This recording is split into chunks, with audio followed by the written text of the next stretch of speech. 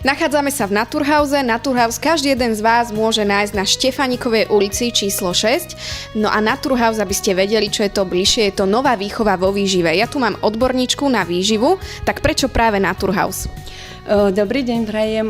Naturhaus sa zaoberá, je to vlastne medzinárodná sieť dietetických poradní, kde radíme ľuďom, ako sa jednak zdravo stravovať, vytvoriť si zdravé stravovacie návyky, ale takisto ako si vedieť popri tom znížiť na hmotnosti, prípadne na obvodoch alebo riešiť nejaké zdravotné ťažkosti.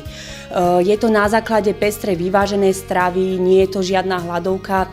Zostavujeme tu vlastne jedálničky na konzultáciách, ktoré sú bezplatné, ale sa treba vlastne na tú konzultáciu objednať, lebo tu máme nejaký ten určitý harmonogram.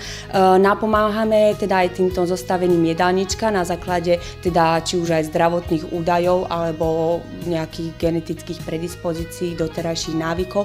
A je to podporené aj, ako môžeme vidieť, nejakým prírodným produktom, ktoré nám napomáhajú jednak buď naštartovať ten metabolizmus, alebo či už ošetriť jednotlivé tie orgány, ktoré majú na starosti, či už ten metabolizmus tuku alebo vody. Akým spôsobom robíte merania?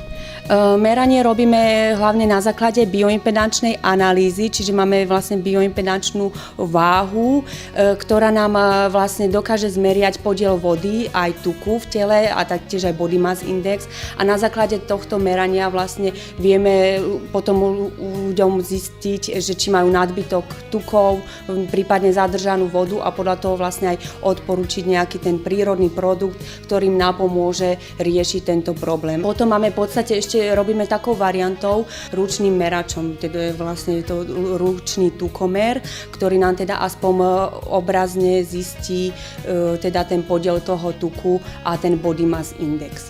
Dobrý deň, z akého dôvodu ste sa rozhodli navštíviť práve Naturhaus? Tak je to hlavne z dôvodu zdravotného a z takého sebeistoty, že vlastne už pri tej väčšej váhe sa mi to nejako nepáčilo.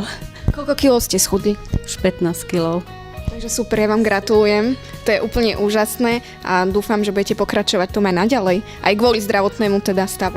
Áno, je to hlavne kvôli, znížil sa mi aj vlastne krvný tlak. Aj pohyblivosť je lepšia, po schodoch sa lepšie chodí. A pokračovať určite budem, odporúčam to aj ostatným, lebo je z toho len radosť.